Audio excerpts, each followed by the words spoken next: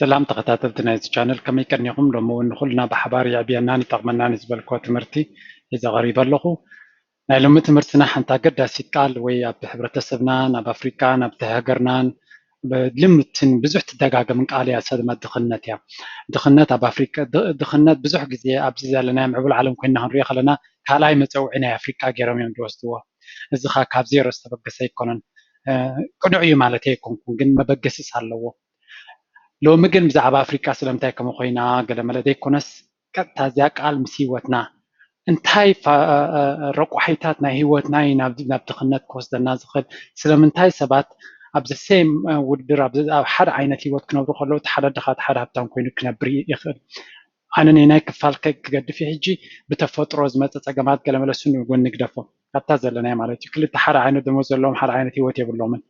زي دما بمسرته أب لمدتاتنا أب تفافع جنزبنا عند مركز عبي بعث سلزقوني سلزي I note بحرتات وي لمدتاتنا يتفافع جنزبنا كل جزء أب عددنا يدخلنتن نايتي downward spiral زبلو مليس كان أب دخلنتنا بعزقت كم نملالسن تنقل على كم نبلن زجورونا إلى زرعهم كبحبرة السبنا بفلا كابزاب دقة زلو زنبر زلو السب تعذب تاتن تمكرنا هي وتين زرع هو يمقون لو ميك أتاكين وحكلكم نبتات مرتكناتو كبعد ما بزو تماهيرنا نايش سكم تتاتو نايش تيقون عبسكم تكنوس الدماء تثبيت نايز تمرتي كل جزء سمعت ذيك وانا أب جبري كم فتن ايوتي كان دعلا نايز تمرتي نحن سمعوي نحن فلتي كنا فلتات أول حد يبصح كاني أكشن توصيت كالت راي ترجم كل وزخل ስለዚ ቀጥታ ናብቲ ትምህርቲ ንእቱ ስለዚ ናይ ሎሚ ትምህርትና ቀንዲ how the poor spend their money ድኽነት ወይ ኣብ ድኽነት ዝነብሩ ሰባት ከመይ ገይሮም ነቲ ዘለዎም ፀጋ ገንዘብ ወይ ዘለዎም ነገራት ኣብ ዘጥፍዎ ወይ ዝህልኽዎ ኣጠፋፍኣ ናይ ገንዘብና ቀዳማይ ረቋሒ ከመይ ዓይነት ሂወት ክንነብር ከም ዘለና ዝውስን ምዃኑ መቸም ብዙሕ ግዜ ደጋጊመ ነጊረ ኣለኹ ትንረኽቦ ገንዘብ ሲ ክንደይ ገንዘብ ንረክብ ዘይኮነስ ብኸመይ ኣብ ከመይ መዓላ ነውዕሎ እቲ ቀንዲ ኣገዳሲ ፋክተር ወይ ባእታ ምዃኑ ደጋጊመ ነጊረ ኣለኹ ሎሚ እቲ ኣብ ድኽነት ዝነብር ሰብ ወይ ሕብረተሰብ ሲ እንታይ ስለ ዝገብር ገንዘቡ ብኸመይ ስለ ዘጥፍኦ እዩ ክንርኢና I hope ካብኣ ተማሂርና ዝኾነ ፅቡቅ ስጉምቲ ክንወስድ ድማ ተቐዳመይቲ ባይንግ ስታፍ ኢለ ኣለኹ ምግዛእ ናይ ነገራት ሓደ ግዜ እንታይ ንገብር ኣብ ሂወትና ወይ ሓደ ሽሙ ዝክሮኒ እንታይ ኢሉ many people spend their money to buy things they don't need to impress people they don't like እንታይ ማለት እዚኣ ሰሚዕኩማ ትልዮም ብዙሓት መብዛሕትኡ ሰባት ኢሎም ዘየድልዮም ነገራት ይገዙ ንዘየድልይዎም ንዘይፈትዎም ሰባት ንከርእዩ ዘየድልየና ነገራት ገዚናስ ንዘይፈትውና ንዘይዘየድልዩና ሰባት ከነርእን ክንፋስሃሎም እንታይ ማለት እዩ እቲ ዘድልየና ንሂወትና ዘድልያ ንመፃኢና ዘድልያ ኣብኡ ይኮናን ገንዘብና ዝጠፍእ ብዙሕ ግዜ ብፍላይ ኣብ ሕብረተሰብና ብዘይ ምክንያት ኣይኮንኩ ቁፅሪ ሓደ ገይረያ ዘለኹ ብዙሕ ገንዘብ ሲ ኣብ ሃለኽቲ ነገራት ንጥፍእ ኢና ንኣብነት ኩሉ ግዜ ምስ ብፆተይ ክንዛረብ ከለና ንጥቀመላ ርእስቲ እንተላ ቲፒካል ገዛ ናይ ሓበሻ ንርአዮ ዘይተኣደነ ኢንቨስትመንት እዩ ዝግበረሉ ብዙሕ ገንዘብ እዩ ዝሃልኻኡ ካብ ቲቪ ድዩ ካብ ንብረቱ ድዩ ካብ ገለመለ ድዩ ዘይተኣደነ ገንዘብ ኢና ነጥፍ ዘዘላትናስ ኣብኡ ነጥፎ ፅባሕ ንግሆ ገለ ነገር እንተሕር መፅኡ ዘን ካብዚኣተን ሓንቲ እውን ትሽየጥ ንብረት የብልና ስለዚ ክንጥንቀቕ ክንክእል ኣለና ፕሊዝ ኣብዚ የድልየና ነገራት ገንዘብና ኣይንህልኮ ፅቡቅ ነገር ኣይንግዛእ ፅቡቅ ነገር ኣይንበር ማለት ኣይኮንኩን ግን ገንዘብና ኩሉ ግዜ ኣብቲ ንዓና ክጠቕመና ዝኽእል ኣሰትስ ኢሎ ቅድሚ ሕጂ ነጊረ ነይረ ኣሰትስ ወይ ገንዘብ ከምፅኡልና ዝኽእሉ ዓይነት ነገራት ክንክእል ኣለና ወይ ገንዘብና ከነቕምጥ ኣለና ኢንቨስት ክንገብር ክንክእል ኣለና እምበር ኣብ ዝሃልኽ ወይ ከዓ ሓንሳብ ገዚእካዮ ዝኾነ ቫልዩ ዘይብሉ ዝተፈላለየ ክዳውንቲ ድዩ ኩሉ እቲ ኣብ ገዛና ዘሎ ንብረት ተሪእና ቫልዩ የብሉን ሰከንድ ሃንድስ ኣይሽየጥን እዩ ብዙሕ ግዜ ብ$1000 ዝገዛእካዮ ሰከንድ ሃንድ ብፍርቆን ክሸጦ ኣይትኽእልን ኢኻ ድሕሪ ዓመት ክልተ ዓመት ስለዚ ኩሉ ግዜ እቲ ኢንቨስት ንገብሮ ሲ ካብቲ ኣታዊታትናስ ሪሊ ክንጥንቀቕ ክንክእል ኣለና ምክንያቱ ሓደ ቲፒካል ኣብ ድኽነት ዝነብሩ ሰባት ዝገበሮም 100 እንተረኺቦም 100 እያ የጥፍእዋ እቲ ዝኸፍአ ድማ 100 ረኺቦም ናይ 200 ዘጥፉ ሰባት ካለው እዚ ሞ ካልኣይ መግለፂ እውን የብሉን ተስፋ እውን ዘለዎ ነገር ኣይኮን ብግዲ ክዕረ ዘለዎ እዩ ኩሉ ዝረኸብካዮ ምጥፋእ እውን ንባዕሉ ጥፍኣት እዩ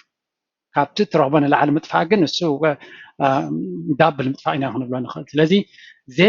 ሓደ ነገር ክንገዝእ ከለና የድልየና የድልየና ክንመራመር ክንክእል ኣለና መብዛሕትኡ ሓደ ሰብ ተሰዲዱ ኣብ ካልእ ሃገር ክነብር ተጀሚሩ ንእሽተይ ዝበሃል ነገር የለን ምክንያቱ تا نشتي تبل قال بزح غزي مسدرخا ابوخنا دخان كحنقوخا خلو يا امبر بينخا تنبر تجميركا تانسنت ابقي على سلازي نفسناسي فول اين بر وي اين تعشاشو نشتي دلغنا بل ገንዘብ አይነጥፍ ወይ ኢንጆይ ንግበር ኣይኮንኩን ዝብል ዘለኹ ግን ከነስተውዕል ኣለና ኩሉ ግዜ ነፍስና ክንጥብራ የብልና ብፍልጠት ክንገብሮ ክንክእል ኣለና ብምስትውዓል ስለዚ ቀዳመይቲ ባይንግ ስታፍ ገንዘብ ፅኢልካ ገንዘብካ ምህላኽን ምግዛእን ጥራይ ተጥፍኦ ከለኻ ቀዳመይቲ ረሲፒ ወይ ናይ ድኽነት መሳርሒ ወይ መንገዲ ሒዝካ ከም ዘለካ ርዳእካ ኣለዎ እታ ካልአይቲ ሴሌብሬሽንስ ቲፒካል ዝሰርሕ ሰብ ማለት እዩ ኣብ ሰሙን ኣብ ወርሒ ደሞዝ ምስ ወሰደ ብዙሕ ገንዘብ ኣብ ዕረፍቲ ኣብ ዊኬንድ ኣብ መስተ ኣብ ሻሂ ኣብ መግቢ ገለመለ ብዙሕ ገንዘብ ነጥፊ ኢና ይፈላለዩ ካበይ ናበይ ትነብር ግን እቲ ዝጠፍእ ገንዘብ ቀሊል ኣይኮነን ክትምኖ ከለካ ብዙሕ ገንዘብ ነጥፍ ልዕሊ ዝያዳ ድማ ኣብ ሕብረተሰብና ክንረአ ከሎ ኣብ በዓላት ኣብ ኣውደ ዓመታት ሕልፍ ዝበለ ገንዘብ ንህልኽ ማለት እዩ ሕጂ ገንዘብ ኣይነጥፍእ ወይ ብገንዘብ ኣይንተሓጎስ ማለት ኣይኮን ገንዘብ ኣብ መወዳእታ መሳርሒ እዩ ንክንሕጎሰሉን ምቹእ ሂወት ንክነብርን ዘድሊ እዩ ግን ናይ ሎሚ ነጥፎ ዘለናን ናይ ፅባሕ ፕላንናን ክንርኢ ክንክእል ኣለና እቲ ዝለዓለ ኣብ መንጎ ድኽነትን ኣብ መንጎ ሃብትን ዘሎ ዲሌይ ግራቲፊኬሽን ይብልዎ እንታይ እሱ ናይ ሕጂ ሓጎስ ዝያዳ ቀዳምነት ዝወሃብ ዋላ ናይ ፅባሕ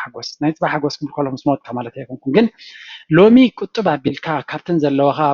ብፌር ዝኾነ ወይ ዓቕሚ ነፍስካ ነርካሲ ድሕሪ 3 ዓመት 4 ዓመት ሪላክስ ሂወት ወይ ከዓ ኣባንዳንት ሂወት ይብሎ ልዕሊ እኹል ትሩፍ ፀጋ ሒዝካ ክትነብር ድሕሸካ ነተን ዘለዋካ ሎሚ ኩለን ኣጥፊኻ ኩሉ ግዜ ኣብ ደሴም ዓይነት ስትረስ ገዛ ክራይ ካበይ ከምፅእ ክፍለ ሓንቲ ሓሚመ እንታይ ገብር ገለ መለ ኢልካ ኣብ ስትረስ ቀፃሊ ትነብር ስለዚ ናይ ሕጂ ሓጎስና ግቲ ኣቢልና ወይ ክትቆፃፂርና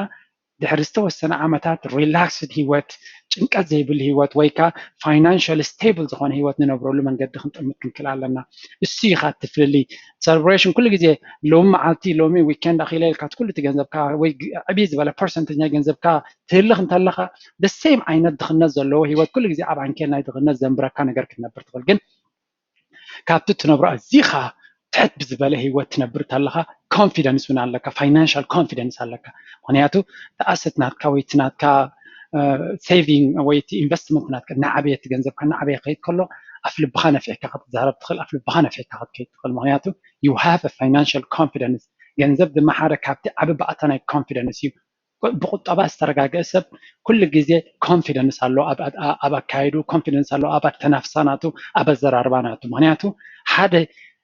ሴፍቲ ወይ ከዓ ሓደ ስቴብል ዝኾነ ኢንቫይሮንመንት ስለ ዘሎ ኣብ ሂወቱ ኮንፊደንስ ክህልዎ ይኽእል ስለዚ ኩሉ ግዜ እቲ ኣብ ኣውደ ዓመታት ድዩ ኣብ በዓላት ድዩ ኣብ ዊኬንድ ድዩ ዘይተኣደነ ገንዘብ ነጥፎ ዘለና ከነስተውዕለሉ ክንክእል ኣለና ናይ ሎሚ ሓጎስ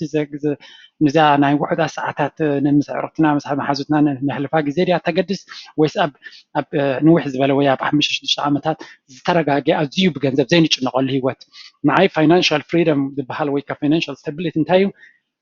ኩሉ ግዜ ብዛዕባ ገንዘብ ዘይንሓስበሉ መድረክ ክፍጠረልና እሱት ናተይ ድሌት ናተይን እቲ ሕብረተሰብና እውን ክነቕሓሉ ዘሎ ኩሉ ግዜ ደሞዝ ዝመፅእ ዶ ገለ ዝመፅእ ዶ ካብ ትበልሲ ተኻለካ መጠን ኣዋህሊልካ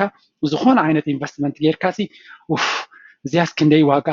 እንታይ ክገብር እየ ገለ ዝብል ሂወት ገዲፍካስ ዋ ኣነስ ፅቡቅ ገይረ ክነብር እየ ትብለሉ ደረጃ ክንበፅሓሉ እዚ ኸ ክብፃሕ ይከኣል እዩ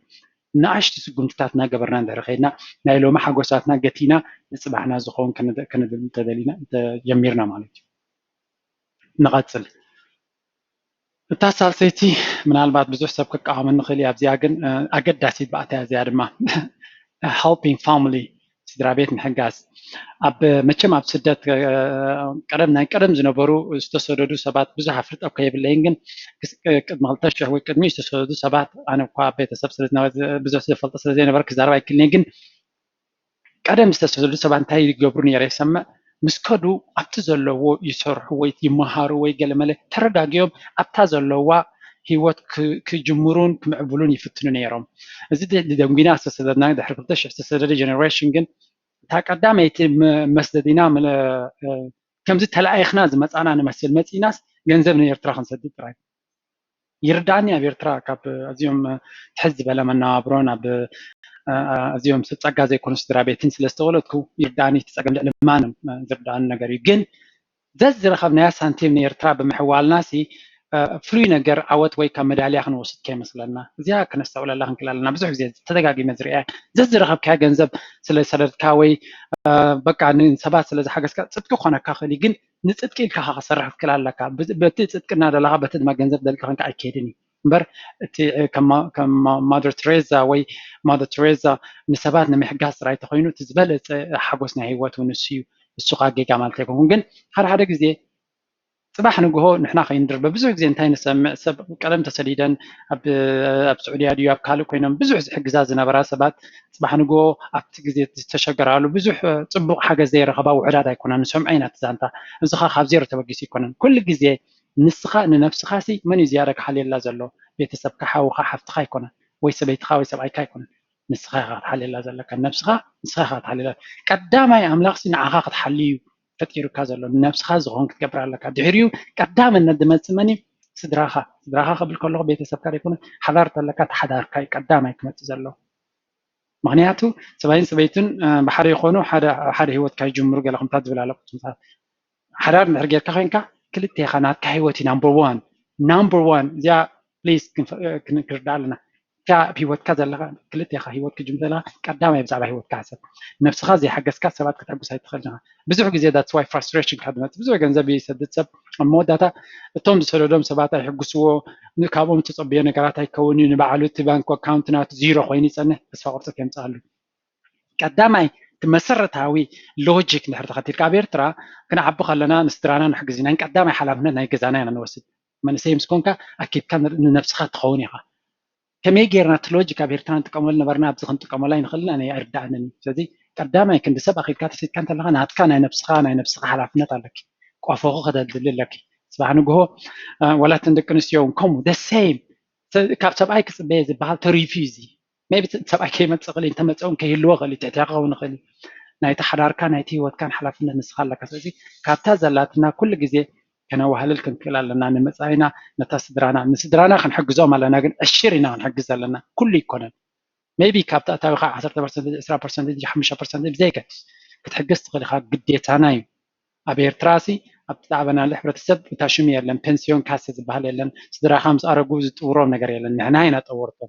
يرداني كن حجزهم على لنا الزمالات كن زر 5 سنتيم أو كذا زر 5 سنتيم ناو بمسدات كن حجزهم دلنا خي مثلا نلمسوا من هذا لنا زيادة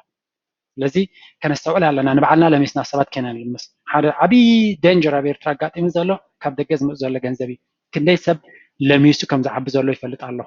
كسر حي كولونيا مغنياتو كابد ولدو ودك حمش دكش تسعة منتن تشح استولدو سباسي بحوالات رحم عبيهم زلوا بزيهم سباسي أتمسي مني والك صحي كولونيا مني والي أبكبي سرح وين دقائق مهاري كولونيا مغنياتو كل جينا بتليفون ترى يدمس جنزب سلسلة موت بس كنت إنك خلنا نفسنا قدينا كالي جنريشن كخين قد متأن كن قبر لنا تحجزوا اللوام جن أبينا درجة تحجزهم دي خدر لها ولا تلمسهم على لها كتفلت كلا لك زيادة دم نبعلخا نفسها زي حجزك نكالو سبب تلميذكاس بخلت يختم ود لها وحنا جوز خان تميتك نسخان سب كان حس كتفي كلا سلزي كل جزء كان استوعب كن كلا لنا نعنا زخون أساس وي حتى ندلبولو وي saving account saving نعنا زخون تحسوا كنحس كلا لنا قدام نتحلاف نتنا نسيو صباح نقول كنولد نقبر حذر نقبر نخل نعود ما قدام يتحطت نحن هنا رابعيت دما اب كل كانت ديالت يرأي فيكيشنز عرفت مزنقا عرفتي ادلاي نديو كل جزء سرس فيكيشن اللي بريكس اللي كلمه جن اكسسيف كون يبلون عمنا كون الله ريلي شالك أبتعادو يفلت هذا هنا بهلنا كنا خبر علينا بهلنا سي أبي إرترنا بالناس فيكيشن تبل قالتي أنا عرفتينا نبلا عرفت كن ريست ممكن تقول لك نفيكيشن تخونس قالوا ني بلان سلمتاكم خينو بزحات لا يسبز يكون هيوتنا كل جزء بتزلنا يحب ساتنا أبتزلنا الناس حقنا نبرز عادو نبرز لنا هيوت نديو كاب سرح ندقاس لتنبريخا هذا جزء فيكيشن ناي جد نزد ليكا كوميتي وطب أوتوماتيك على بتنعتم هيوت كنا تيبلنا بزح صبغ الله تناي معبول عالم هيوت كل جنس صبغ مالت هيكونه ناو نسي تناي فيكيشن كالتشر تاتي خاسي عسرت حدا ورحدي ولا عسرت ورحي كم حدا باريا سرحكا حنت ورحي كل تسرح كام بتان مالتي تي بيور فيكيشن ريد لنا كم زك خونه يقبال كل جزء مت أنزخونه سرحكا أبتدل خي كباب بتناتكا بتمستحبر تسبكا مستمر وتخاجل لما تحجوسه كفيكيشن اللي عليه هل عاد يجي سبات لوكستوك وفيكيشن كأنه حمومي نو سخاخ حمومي بعلقة ቫኬሽን ትርጉም እንታይ ክትፈልጥ ኣለካ ኣብ ከባቢኻ ትሕጎስ ዘለካ ናይ ግድን ኣይኮነን ኦሽን ውቅያኖሳት ክትሰግር ወይ ባሕርታት ክትሰግር ዝያዳ ከይድካ ኣብኡ 10 ግዜ ኢንስታግራምን ፌስቡክን ስእሊ ስለ ዘውረድካ ትሕጎስ ኣለካ ማለት ኣይኮነን ኣብ ገዛኻ ከለኻ ክትሕጎስ ትኽእል ምስ ኣዕሩኽትካ ክትሕጎስ ትኽእል እንታይ እቲ ንዓኻ ዘሕጉስ ጥራይ ክትፈልጥ ኣለካ እንታይ ክብል ደልየ ኣለኹ ንዓለም ኣይንርኣየ ኣይንዛወርን ማለት ኣይኮንኩም ባላንስ ዓቕሚ ነፍስና ዝኾነ ቫኬሽን ንገብር ኣለና it doesn't matter ክንምንታይ ዲስታንስ ከይድካ ክንምንታይ ግዜ ከይድካ ገለመለ እቲ ኩሉ ዘዋህለልካዮ ናብኡ ተጥፎ እንተለካ ክሳራ ይመክሰብ ኣይኮነን just once upon a time ንሕና ኸ መብዛሕትና ኣብ ስደት ስለ ዘለና ኣሽቲ ይኮናን ከምቲ ናይ ፀዓዱ ዝተፈላለየ ኣብ ባንክታት ተደሪቱ ዝተረፈ ገንዘብ የብልናን ኩሉ ነገር ካባና እዩ ካብ ዚሮ ትሕቲ ዚሮ ኢና ንጅምር ዘለና ስለዚ ጥሪ ኢልና ኣብቲ ናይ ፀዓዱ ሂወት ኣብቲ ናቶም ሊግ ክንኣቱ የብልናን for example መሳርሕተይ ኩሉ ግዜ ቫኬሽን ብዛዕባ ዲስካሽንስ ኣሎ ብዙሕ ኣነ ኬር ኣይገብረሎም እኔ ግን ካብኦም ላዕሊ ሓጎስ ዝጎድለኒ ሂወት የብለይን just በቲ ዘለኒ ሂወት ዕጉብየ ንእሽተይ ቫኬሽን እንተኸይደ ይኣኽለኒ እንተዘይከይደ እውን ኮምፕሌን ኣይገብርን እየ ብዙሕ እቲ ናቶም ሂወት ዋን ቱ ዋን ፎሎው ክገብሩ ኣይደልን እየ ናተይ ቨርሽን ናይቲ ሂወት ኣለኒ ብዙሕ ፅቡቅ ኣለዎም ካብኡ ግን ናተይ ፓርት ኣለኒ ዋን ቱ ዋን ክንወስዶ የብልና ሓምሸይቲ እውን ሓንቲ ክሮኒክ ሕማም ናይ ሕብረተሰብና ኮይና ዘላ ወይ ሓደ ተለጋቢ ሕማም ኮይኑ ዘለ እዩ ቁማር ዝተፈላለየ ዓይነት ጋምብሊንግ ወይ ቁማር ኣሎ ብዙሕ ኣሎ ብካርታታት ካብ ኒው ዝመፀና ዝተፈላለየ ዓይነት ካርታ ምፅዋት እዩ ራሚነዲ ዋላ ዋትኤቨር ካልእ ድማ መሽንስ ከዚኖ እናኸድካ ዝፅወት ዝተፈላለየ ካብኡ ዝገደደ ድማ ሞባይልካ ዝፅወት ጌምስ ኣሎ ፕሊዝ ብጌይምን ብለቶርን ካልእ ካሎ ተወሳኺ ለቶሪ ብለቶሪ ዝህብተም ወይ ቡ ሂወትና ዝሓልፈልና ኮይኑ ዝስምዓና ጌጋ ርድኢት እዩ ኣብ ለቶር ብፍላይ ብዙሕ ሪሰርች ተካየድ እዩ ለቶር ዝኸፍሉ ሰባት ቶም ዝበለፁ ሉዘርስ ኣብ ዓለም ንሶም እዮም ምናልባት ሳከት ንፋን ኢልካ ኣብ ዓመት ወይ ኣብ ወርሒ ሓደ ግዜ 2-3 ቅርሺ ትገዝእ ከለካ ኦኬ ወርሓዊ ወይ መዓልታዊ ክበፅሓካ ኢልካ ትገብር ከለካ ኣብሶሉት ትጋገ ኣለካ ተን ገንዘብ ትንተባህል ኢልካ ክጠቕማካ ክእላ ስለዚ እቶም ካርዳ ብማሽንን ብገለን ገንዘብ ክመፀና ንሓስብ ዘለና ፈፂምና ጌጋ እቲ ዝገደደ ናይ ቁማር እቲ ፀገም ክትብልዓን ክትበልዕን ኣይኮነን ፀገምናቱ ቀንዲ ፀገምናቱ እንታይ ሰሪሕካ ወርሒ ተምፅኦ ገንዘብ ኮይኑ ስለዘይስምዓካ እዩ ምክንያቱ ወርሒ ሙሉእ ደኺምካ ኣብ ሓደ ግዜ ክትብልዖ ትኽእል ኣብ ሓደ ግዜ ክትበልዓ ከለካ ዝገደደ ኣነስ ኣብ ሓንቲ መዓልቲ ኮፍ ኢለ ኣብ ካርታስ 10,000 እትየ ዓመት ዝሰራሕኮ ተገዲስኒ ዝሰርሕ ዝብል ሜንታሊቲ ይመፀካ ሶ ኢትስ ሪል ደንጀረስ ዓይነት ሜንታሊቲ ካልኣይ እዚ ብጌምስ መሽንስ ቁማር ምፅዋት ዘለና ክርዳእና ክእል ኣሎ ክንደይ በላሕቲ ሓንጎል ዘለዎም ኢንጂነራትን ሶፍትዌር ዴቨሎፐርን ለይትን መዓልትን እዮም ዝሰርሕሉ ዘለው ከመይ ገይሮም ንዓካ ኣዲክትድ ከም ትኾን መጀመርያ ክትጅምር ከለካ ከም ትበልዖ ይገብሩካ ብፕላን እዩ ኣብቲ ሙድ ክትኣቱ እሞ ኣነስ ክበልዕ ክእል እየ ዝብል ሜንታሊቲ ክህልወካ እሞ ክትዋሳእ ካብ ዝብል ኢንጂነር ዝኾነ ፕሮሰስ እዩ ክንጥንቃቅ ክንክእል ኣለና ምስ ክንደይ ሶፊስቲኬትድ ሓንጎል ንፃወት ኣለና ነተን ማሽናት ክትበልዐን ኢልካ ይትሕሰብ ክትብላዕ ጥራይካ ዘለካ ዘይተፃሓፈ ሕጊ ኣሎ እንዳ ጌም ኩሉ ግዜ the house always wins ኣብቲ ገዛ ቶም እንዳ ማሽን ንሕና ኢና ኩሉ ግዜ ንስዕር እዮም ዝብሉ ክሊር ላይ ፀሓፍዋን እምበር ዘይተፃሓፈት ሕጊ ያሳ ዋና ማሽን ኩሉ ግዜ ይበልዕ እስኻ ግን ትብላዕ ማለት እዩ ሻትሸይቲ ድማ ኩዊክ ማኒ እዚኣ ከዓ ብዙሕ ግዜ ትሪእያ ኢኻ ብዙሕ ግዜ ብዝተፈላለየ መንገዲ ቅልጥፍ ኢልና መንገዲ ንህብ ትመሉ መንገድታት ነገራት ክንገዝእ ንርአ ማለት እዩ ሕጂ ብዙሕ ትሰምዕ ኢኻ ዋላ ብፍላይ ኣብዚ ሕጂ ካብ ዩቲብ ክገብር ጀሚሩ ብዙሕ ሰብ ክፅሕፈለይ ጀሚሩ ከመይ ጌረ ክሪፕቶ ክገዝእ ክእል ባ ነገረና ከመይ ጌርና ፎሬክስ ክንገዝእ ንኽእል ከመይ ጌርና ትሬድ ክንገብር ንኽእል ኖ ወይ ብከምኡ ዝህብትም ሰብ የለን ምናልባት ከምኡ ዝብሉ ከምኡ ኢሎም ቪድዮ ዝገብሩ ትሪእዎም ትብሉ ትኽእሉ they are lying I can tell you they are lying or they are geniuses ስለዚ ንዕኦም ዋን ቱ ዋን እዚኣቶም ወይ ይሕስቡ ኣለዎ ወይ ፍሉይ ታለንት ኣለዎም ኖርማል ሰባት ዝህብትምሉ መንገዲ ኣይኮነን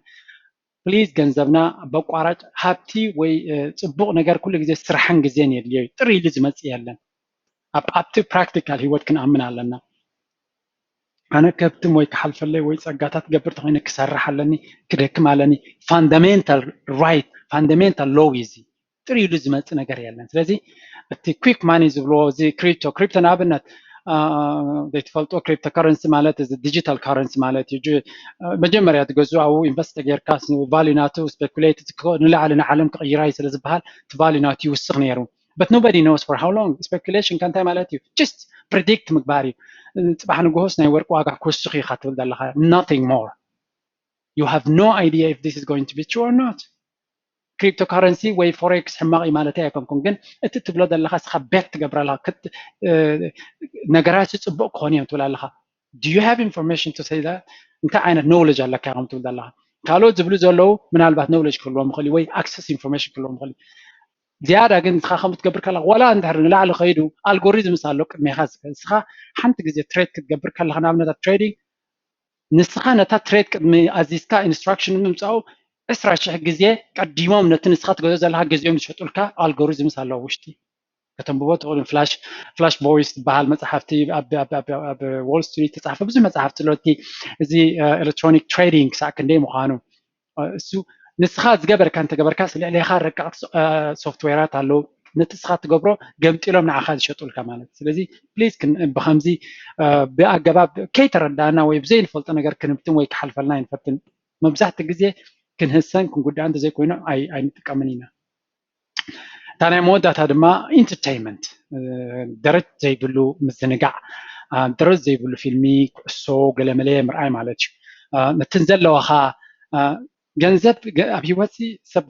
ገንዘብ ብምውህላል ክሓልፈሉ ይኽእል ወፃኢታቱ ብምጉዳል ክሓልፈሉ ይኽእል ዝለዓለ ድማ ግዜኡ ገንዘብ ንኸምፅእ ብምስራሕ ኢንተርቴይንመንት ብኩሉ ይደሃሰካ ገንዘብካ ተጥፊእካ ምናልባት ትገዝኦ እንተለካ ኢንተርቴይንመንት ናይ ዝተፈላለዩ ኩዕሶ እግሪ ንኽትርኢ ኣብ ፍቆዶ ባራት ኬድካ መዓት ገንዘብ ተጥፍእ ተለካ ትኸስር ኣለካ በቲ ዝዓበየ ግዜካ ትኸስር ኣለካ በቲ ገንዘብካ ትገዝእ ኣለካ ትኸስር ኣለካ በቲ ድማ ክትፈልጠሉ ትኽእል ወርቃዊ ግዜካ ትሕልፍ ኣለካ እቶም ንሪኦም ዘለና በዓል ሮናልዶ በዓል መሲ እዚኣቶም ድሪም ናቶም እዮም ዝነብሩ እቲ ዘገርም በዓል ሮናልዶ ሲ ኤክስትሪምሊ ሃይሊ ታለንት ጥራይ ዘይኮኖም ወርክ ኤቲክስ ኣለዎ ንጎ ሰዓት 5 ተንስኦም እዮም ትሬኒንግ ዝኸዱ ድሕሪ ሰብ ካይተርፉ ኣብኡ ለይትን መዓልትን እዮም ዝደኽሙ ንሕና ኸ ለይትን መዓልትን ንዖም ክንርኢ ናትና ሂወት ገዲፍና ነቶም ድሪም ናቶም ነቲ ሕልሚ ናቶም ዝነብሩ ዘለዉ ንዖም ክንርኢ ግዜና ነጥፋ ኣለና ስለዚ እዚአን ብዙሕ እንዲ ዘሎ ጠንቅታት ዘን 7 እዚኣተን ግን ኣብ ሕብረተሰብና ዝያዳ ኣብዚ ደገ ዘሎ ብፍላይ ዝርአ ማለት እዩ ተደጋጋሚ ምግባር ነቲ ሽግርና ዘጉልሖን ዘኽፍኦን መሊሱ ናብቲ ንነብሩ ዘለና ዓዘቕቲ ናይ ድኽነት ጠንቀላዕላዕ እናበልና ከም ነብሪ ዝገብረና ብዙሕ ግዜ ፅሙቕ ከብሎ ተኮይኑ ኣብ ዘየድልየና ብዙሕ ገንዘብ ብዙሕ ዘየድልየና ንብረት ኣለና ገዛና ንፈትሾ ካብቲ ገብ ገዛና ዘሎ ንብረት ክንደይ ፐርሰንት ኢና መዓልታዊ ንጥቀመሉ ካብቲ ዘለና ክዳውንቲ ክንደይ ፐርሰንት ናቱ ኢና መዓልታዊ ንጥቀመሉ ካብቲ ዘለና ነገራት ክንደይ ግዜ ዘየድልየና እንተኮይኑ ኣይንግዛእ እዮ ፕሊዝ ተገዚናዮ ዘለና ከድሕሪ እጂ ግን ከነስተውዕል ክንክእል ኣለና ሓንጎልና ዝደወል ክህልዎ ኣሎ እዛ ነገር እዚኣ ተድልየኒ ድያ ንምንታይ ተድልየኒ ዘይተድልየኒ እንተኮይኑ ዋላ ቅርሺ ትኹን ዋላ እቲ ዝገረደኸ ዋላ ካብ ሚልዮን ናብ 2 ቅርሺ ጎዲላ ተፅናሕካ ኣይትግዛእ እያ ዲስካውንት ገይሮሞ ማለት ንስኻ ክትገዝአለካ ማለት ኣይኮነን it doesn't matter ዋጋ 100 ቅርሺ ብ10 ቅርሺ ስለ ዝገዛእካያ 9 ቅርሺ ኮን ከንከሲብካ ዘለካ 10 ቅርሺ ካብ ገንዘብካ ከሲርካ ዘለካ it doesn't matter ክንምንታይ ሓሲራ ዘይተድልየካ እንተኮይኑ ኣይተድልየካን እዚኣ ንፈልጥ ኣለና ዋጋ ናይ ትማለሲ ኣብ ሓደ ድኳን ክንገዝእ ናቲናስ ናይ 3 ክዳንሲ ብናይ ክልተ 3 ክዳን ግዛ ሓንቲ ክዳን እያ ተድልየኒ ዘለና እንታይ ማለት እዩ ኢንዳይሬክትሊ ክልተ ዳብል ከም ዝኸፍል ይገብሩ ንሎ ሳልሰይቲ ክዳን ዘየድልየኒ 3 ክዳን ሒዘ ንክመፅእ ማለት እዩ ከነስተውዕል ኣለና a lot of engineering is ዝካየድ ዘሎ ኣብቲ ኮንሱመሪዝም ከመይ ጌርካ ገንዘብካ ካብ ጅባኻ ተውፅኦ ክትጥንቀቕ ክትክእል ኣለካ ዲስካውንት ሂብናካ ማለት ንዓኻ ይኮኑ ንዕኦም እዩ ንዓኻ ቅርሺ ክትቦም ከለካ ገንዘብካ ክትኸስር ዘለካ ካልኣይ ኩሉ ግዜ ድኻዩ ለይትን መዓልትን ገንዘብ ዘዝረኸባ ገንዘብ ብሳዕስዒትን ኣብ በዓላትን ዘጥፎ እምበር ሃብታም የድልዮን እዩ ኩሉ ግዜ ሃብቲ ኣውደ ኣመት ዝፅበኮ ሽግር ስለ ዘለዎ ሰብ ጥራይ እምበር እንድሕሪ ፀጋታት ኩሉ ግዜ ኣለዎ ኩሉ ግዜ ኣውደ ኣመት እንታይ ገዲሽካ ከም ፍሉይ ነገር ካብ ናይ ሎሚ ኩሉ ግዜ ዘዝረኸብካያ ኣጥፊካ ዋላ እታ ብዓድና ክንሪኦ ከለና መርዓና ድዩ መርዓና ኣውደ ኣመትና ድዩ ናብ ድኽነት ዝእቱ እምበር ካብ ድኽነት ዘውፅእ ኣይኮነን ኣብ ዘይብልካ ሌላ ዓቕምካ ከም ትነብር ዝግድድ ባህሊ ብዙሕ ሕማቕ ባህልና ከምኡ ነይሩ ይኮነን በዓልና ዘምፀናዮ እዩ ንሱ ኣይ ዶንት ቲንክ ቅድሚ 100 ዓመት ከምኡ ዝነበረ ይመስለኒ ሞደርናይዜሽን ተባሂሉ ክንዲ ፅቡቕ ምዕባለ ንወስድ እንታይ ሕማቑ ስለ ንወስድ ክሪስትማስ ተባሂሉ ብዚ መፂና ልዕልቶም ፀዓዱ ንሕና ነጥፍእ ስለዚ ክንጥንቀቕ ክንክእል ኣለና ዓቕምና ኩሉ ግዜ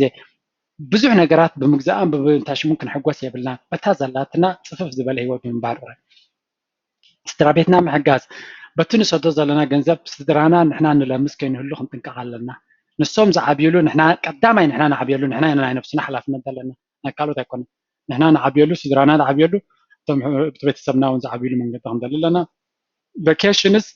ዓቕምና ዝኾነ ቫኬሽን ንገብር ኣለና ኣብታ ከባቢና ሪላክስድ ኮይና ነቲ ከባቢና ምድህሳስ ኣብ ጥቃና ዘሎ ምድህሳስ ዝተፈላለየ ሜላታት ኤክሰሲቭ ገንዘብ ዘየጥፋልና ቫኬሽናት ክንገብረሉ ክንፍትን ክእል ኣለና እዚ ጌምስ ዝበሃል ብፍላይ እዚ ቁማር ሎቶሪ ዝተፈላለየ ኣብ ኢድካ ዘየለ ብዕድል ክሓልፈለ ኢልካ ምሕሳብ ክንገትፎ ኣለና ወይ ክነውሕዶ ኣለና እስከ ሎቶሪስ ምናልባት እቲ ከም ባህሊ እንተኮይኑስ ኣብ ወርሒ ሓንቲ ግዜ ናይ 3 ቅርሺ 5 ቅርሺ እንተኮይኑስ እቲ ኦኬ ብዛዕባ ይዛረብ ኣለኹም ካብ ባጀትካ ግን ዕብይ ዝበለ ኣብ ዘይኣምን ነገራት ተጥፎ ተለካ ክውገር ኣሎ ብፍላይ እዚ ናይ ካርታ ናይ ጋምብሊንግ ወይ ከዓ ቁማር ድማ እቲ ትረክቦን ተጥፎን ጥራይ ዘይኮነስ ኣብ ሓንጎልካ ዝገድፎ ስምብራት ሰሪሕካ ዝመፅእ ገንዘብ ኮይኑ ዘይስማዓካ ዓይነት ፊሊንግ ካብኡ ክንጥንቀቕ ኣለና ልዕሊ ድማ እተን መሽንስ እናንፀወተለን ዘለና ናይ ኣዝዮም በላሕቲ ሓንጎል ዘለወን ክንበልዐን ሳይንክእል ኢና ክንብላዕ ጥራይና ንኽእል እዚኣ ክትርዳእና ክትክእል ኣለዎ ካልኣይ እዚ ቅልጥፍ ኢልካ ክትትም ዝበሃል መንገዲ ጌጋን ኣጋጋይ መንገዲ ምዃኑ ኩሉ ግዜ ኣብ ዝርዳእካ ገንዘብካ ዝዓበየ ኢንቨስተር ናይ ዓለምና ወረን ባፈት እዩ እንታይ ዝብል ኩሉ ግዜ ኢንቨስት ኢን something you understand ኩሉ ግዜ ገንዘብካ ተወፍረሉ ክርዳእካ ክኽእል ኣለዎ ብሃንደበት ዝመፅእ ገንዘብ የለን ብሃንደበት ዝመፅእ ዕዳ ጥራይ ዘሎ ስለዚ ኣብታ ትፈልጣን ኣብታ ትርዳእካን ኣብ ክሪፕቶ ከረንሲ ኢንቨስት ትገብር ዘላ ኣንብቦ ኣፅንዓዮ ፍለጡ ፈሊጥካ ድሌትካ ግበር ፈሊጡ ዝገብር ኣነ ኣብሶሉት ግሪን ላይት ኣለዎ ፎሬክስ ከምኡ ካልእ ዓይነት ትሬዲንግ ካልኣይ ኣብ መንጎ ትሬዲንግን ኣብ መንጎ ኢንቨስቲንግ ክፈላለዩ ኣለና ትሬዲንግ ዝበሃል ኣብ ኣፕስ ዝመፀኩም ዘሎ ባይን ሴል ዝብል ኤግዛክትሊ ልክዕ ከም መሽንስ ካርታ ትፃወትኩም ዘለኹም ጌርኩም ሰድዎ ምክንያቱ ዩ ሃቭ ዚሮ ኢንፎርሜሽን ዩር ጀስት ሪላይንግ ኦን ቻንስስ ናይ ኣፕል ሼር ንላዕሊ ዲ ከይተሓቲ ትፈልጦ ኣፍልጦ የብልካን መብዛሕትኡ ስተን ካምፓኒታት ምስ ሰብ ኣይፈልጠኒ ስለዚ ኣፍልጦ ስለዘይብልካ ልክዕ ካርታ ማሽን ትፃወት ከም ዘለካ ጌርካ ሰዶ ናይ መወዳእታ ድማ ንዕውታትን ነቶም ሴሌብሪቲን ተፃወትን ፊልም ኣክተራትን ሂወቶም ክንርኢ ካብ ንፍታን ሂወትና ነመሓይሽ ፅባሕ ንጎ ሰባት ብዛዕባና ክዛረቡ ይኽእሉ ካብ ንሃብታማት ሂወቶም ክንፅብፅብ ንዕበል ሃብታማት ክንከውን ንፈትን ካብ ናይ ብሉፃት ታሪክ ንዑ ክንንብብ ንዑ ጥራይ ግዜና ነጥፍ ንሕና ብሉፃት ክንከውን ንፃር ይከኣል ኢኻ ዘይከኣል ኣይኮነን ግዜ ኣለና ዓቕሚ ኣለና ትፍልጠት ካለ ኩሉ ስለዚ ነዚአን ሸውዓተ እንድሕር ተኸቲልና ብዙሕ ግዜ ካብቲ ተደጋጋሚ ናይ ድኽነት ዓዘቕቲ ክንወፅእ ንኽእል እየ ዝኣምን ከምቲ ወትሩ እቲ ትምህርትና እዚ ትምህርትና በቲ ሓደ ወገን ከመይ ጌርና ንነቅሕ ኣብ ከባቢና እንታይ ይካየድ ኣሎ እቲ ንገብሮ ዘለና ይጠቕመና ዶ ይጎድአና ንመነቃቅሒ እየ ዝጥቀመሉ ዘለኹ በቲ ካልኣይ ወገን ድማ ከመይ ጌርና ነፍስና ክንዕቢ ናበይ ክንከይድ ኣለና እንታይ ክንገብር ኣለና ብዙሕ ፍልጠት እንዲ ዘሎ ኣብ ከባቢና ፍልጠት ዘይኮነ ብዙሕ ሓበሬታ እዩ ዘሎ ኩሉ ግን ዝጠቕመና ኣይኮነን ግዜና ዝወስደልና ኩሉ ከባቢና ዝጠቕመና ኣይኮነን ብዙሕ ዝጎድአናን ግዜና ዝሰርቀናን ከይንዕወት መኸላእታ ዝኾነናን ስለ ዘሎ ንዑ ኣሊና ኪኑ ንጥምተሉ ንዕወተሉ መንገዲ ንምፍጣር ሕግዝ እየ ዝበልኮ ንእሽተይ ኮንተንት እየ ዝቕርብ እቶም ናይ መጀመርያ ትርእኑ ዘለኹም ሽመይ ጆርጆ ይበሃል ንዓና ንኩልና ክጠቕመና ዝኽእል ዝበልኮ ትምህርቲ ይቕርብ ኣብ ጂ ድራር ዝብል ቻነል ኣብ ዩቲዩብ ሰብስክራይብ ጌርኩም ብዙሕ ኮንተንት ኣለኒ ብዙሕ ዓይነት ትሕዝቶ ኣለኒ ክትሪእዎ ትኽእሉ እቶም ኣብ ፌስቡክ ዝጥዕመኩም ኣብ ጆርጆ ድራር ኢልኩም ክተብሉ ትኽእሉ ዝያዳ መሰጅ ክፅሕፉለይ ተደሊኹም ኢሜይል ክፅሕፉ ዘይትኽእሉ ድሕሪ ኮይንኩም ኣብ ጆርጆ ድራር ዝብል ላይክ እንተጌርኩሞ እቲ ናተይ ፔጅ መሰጅ ዝብል ኣለኩም ኣብኡ ክፅሕፉለይ ትኽእሉ ቀልጢፈ ክምልሰልኩም ይኽእል እየ ዝተኻለ እቶም ተወሳኺ ሓበሬታ ደልዩ ድማ ኣብ ዌብሳይት ንምሃር ዶት ኦርግ እንዳራእቲኹም ድማ ዝያዳ ሓበሬታ ክትረኽቡ ትኽእሉ እቶም ኮሜንት ትገብሩ ኩሉ ግዜ ክብረት ይሃበለይ ብጣዕሚ ዘድንቐኩምን ዝሕጎስን ምክንያቱ ፊድባክ ስለትብን ዘለኹም ግብረ መልሲ ነቐፌታን ስለትብን ዘለኹም ከመይ ገይረ ክሕግዝ ዝኽእል እንታይ ክገብር ይኽእል ካባኹም ተበጊሰ ዝገብሮ ትኽእሉ እቲ ኮንተንት ምክንያቱ ንዓኹም ንምጥቃም ስለዝኾነ ኩሉ ግዜ ንስኹም ዝበልኩሞ ጥራይ ኣይኮነን ኣነ እውን ናተይ ርዲት ኣለኒ እዚ እውን ይጠቕመና እዩ ዝበልኮ ባዕለይ እውን ዝቕርብ ኣሎ ነቲ ናትኩም ግን ኩሉ ግዜ ይእትወየ ከመይ ገይረ ክምልሶ ይኽእል ብዝተፈላለየ ላይክን ሸር ትገብሩካ ቴንክ ዩ ቨሪ ማች ናይ ሎሚ ትምህርቲ ኣብዚ ወዲና ኣለና ኣብ ካልእ ንኩልና ክጠቅም ዝኽእል ዝበልኮ ኣብ ሓፂር ግዜ ክምላሰኩም እየ ክሳብ ሽዑ ግን ደሓን ኩኑ ቻው ደሓን ዋዕሉ